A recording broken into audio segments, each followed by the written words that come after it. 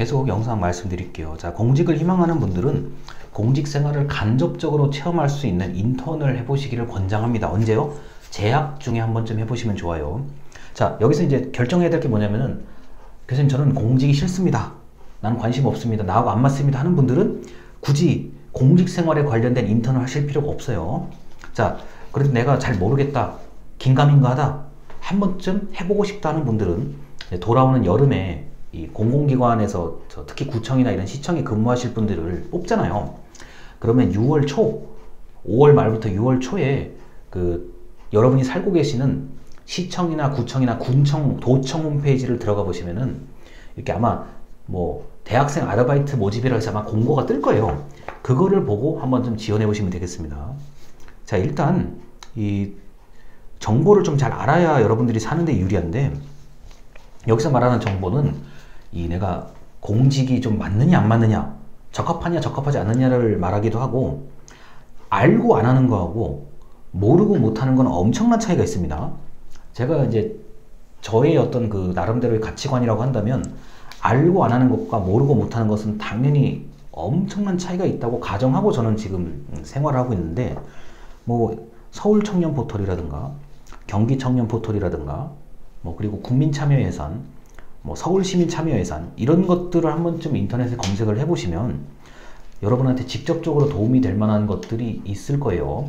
그리고 당분간 이 수업을 듣는 분들이 창업하실 분들이 있는데, 창업을 하실 분들이 좀 알아야 될 게 이제 정부 지원금이라든가 보조금 같은 거 받는 경우들이 있어요.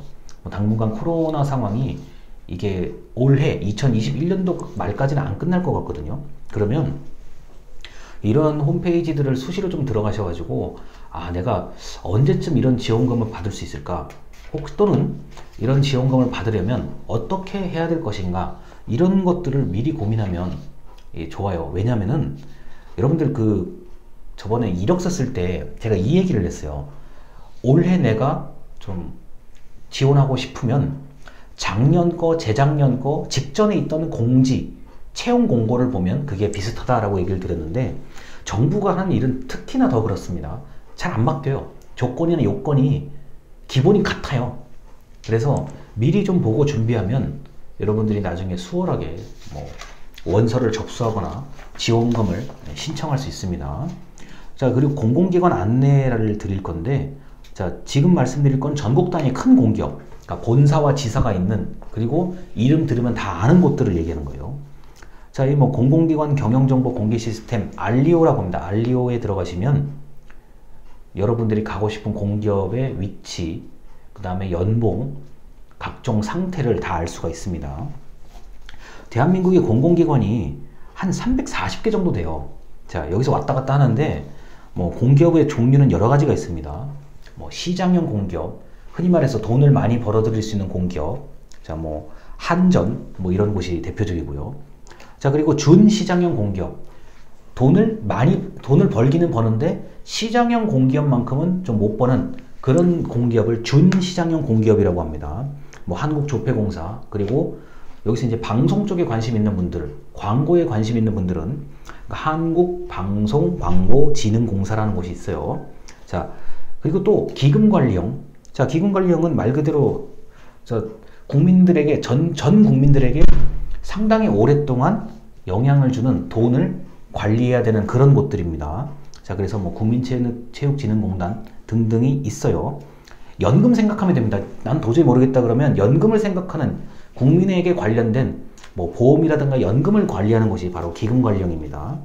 자, 그 다음에 위탁집행형인데, 여러분한테 가장 익숙한 거는 이제 한국장학재단, 국가장학금 지급하는 거, 그리고 자, 한국국제협력단, 이제 해외 봉사, 그리고 해외 지원에 관련된 얘기죠.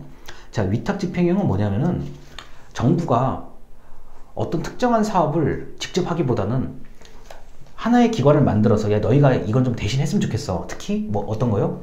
대학교 등록금에 관련된 거는 우리가 하는 게 아니라, 정부가 하는 게 아니라 너희가 그냥 했으면 좋겠어 라고 위탁하는 거죠. 그래서 여러분들이 알아야 될 공공기관의 유형은 보통 4가지 정도 돼요. 자, 시장형, 준시장형, 기금관리형, 위탁집행형 4가지입니다. 그리고 그 밖에 공공기관이 굉장히 많아요. 연구소 같은 것들입니다. 자, 그래서 이런 알리오에 관련된 알리오 홈페이지를 좀 알려드린 거고요. 자, 그리고 이제 지방공기업. 여러분, 지방공기업은 이해하기가 제일 쉬워요. 여러분이 살고 있는 지역에 있는 공기업이에요. 자, 이런 공기업은 본사나 지사의 개념이 아니라 그냥 지역에 보통 하나 정도 있어요. 제가 살고 있는 뭐 서대문구에, 서울시 서대문구에 하나 있고, 뭐 서울시 동대문구에 하나 있고, 이런 식으로 지방공기업이라고 합니다. 예, 전국에 무척 많아요. 자, 전국에 무척 많은데, 지방공기업이 지금 제가 어림잡았을 때, 뭐, 인원이, 자, 이게 생각보다 꽤 많아요. 여러분들이 한 500개 이상 된다고 보시면 됩니다. 자, 지방공공기관 통합공시. 자, 네이버에다가 클린 아이라고 치면은 지방공기업이 몇 가지인데 쭉 나와요.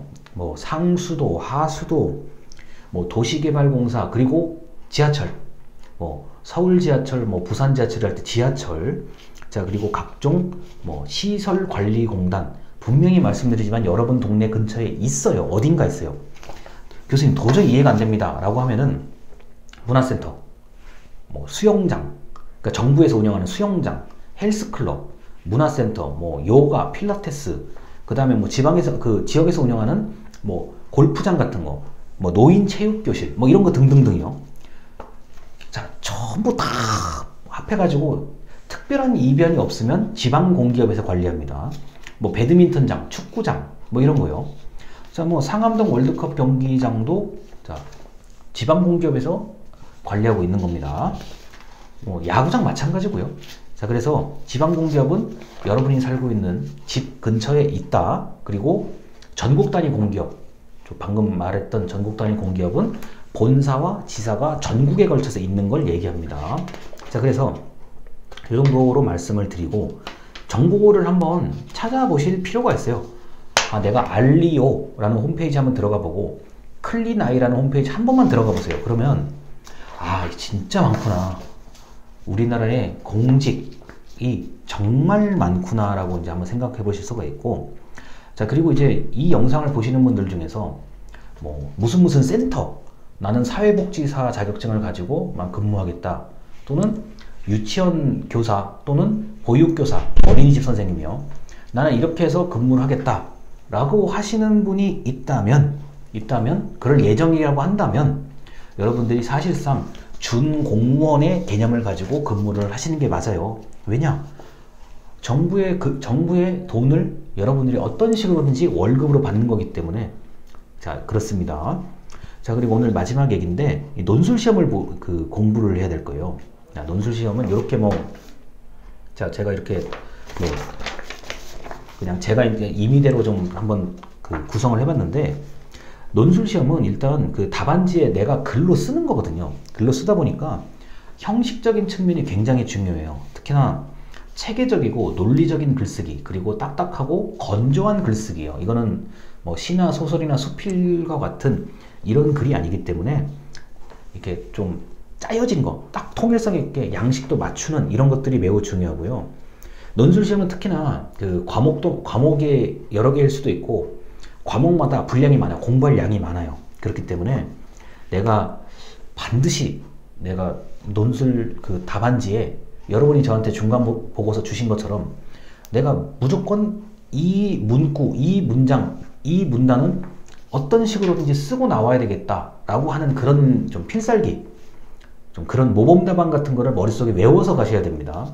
아, 내가 공부한 게 그대로 다 나오는 게 최고 좋은 거잖아요. 근데 그게 쉽지 않거든요. 자, 그러다 보면은 내가 반드시 무슨 일이 있더라도 내가 꼭 알고 있는 이 문장은, 이 문단은 자, 요 과목에다가 반드시 쓰고 나오겠다, 그런 좀 생각을 가지셔야 되고, 이 논술 시험을 보면 만약에 이런 그 공부를 하신다 그러면은 내가 지원하는 곳과 연결시키려는 노력도 필요합니다. 뭐 내가 예를 들어서 내가 뭐 공항, 항만, 뭐 도로, 뭐 이런 쪽에 내가 가고 싶다고 하면은 그런 지원하는 곳과 좀 관련된 내용을 답안지에 적는 게 무척 중요하다고 하겠습니다. 그래서 논술 시험까지 보낼 정도면 여러분들이 아마 일반적인 그런 그 채용이 아니라 굉장히 고난이도 채용이고, 또는 고시를 얘기할 수도 있는데, 아마 논술 시험 준비할 정도의 그 어떤 능력이나 노력을 하시는 분이라면 제 수업을 좀 건너뛰고 더 많은 공부를 하셔야 됩니다. 자, 그래서 오늘 얘기는 공직을 희망하는 사람들에게 전반적으로 얘기를 다 드렸어요. 전반적으로. 자, 그래서 아직 졸업하신 분들이 아니기 때문에 최대한 좀 내가 좀 효율적으로 야, 할까 말까, 좀 관심을 가져볼까, 아니 그냥 하지 말까, 요런 단계부터 좀 고민을 좀 해보시는 게 좋고, 객관식 시험이라면은 내가 나 스스로 좀 샘플 좀 요 하나 정도만 공부해보자, 요런 마인드를 가지고 있는 게 좋고요. 아, 난 아니야, 시험 공부는 아니고 나는 인턴을 해보겠다, 그럼 인턴을 해보시는 것도 좋고요. 그래서 효율적으로 준비를 하시기를 권장해 드리고, 그 뭐 제가 매번 얘기하지만 궁금하거나 모르는 게 있으면 저한테 물어보시면 제가 거의 빨리 답을 해드려요. 그래서 그 여러 가지로 좀 저한테 궁금한 거나 모르는 거, 그리고 뭐 할까요 말까요, 뭐 아니면 선택에 좀 이런 내가 뭘 선택해야 될지 잘 모르겠다 하시는 분들은 저에게 꼭 물어보시기 바랍니다. 자, 이번 주 영상도 여기까지입니다. 들어주셔서 감사합니다.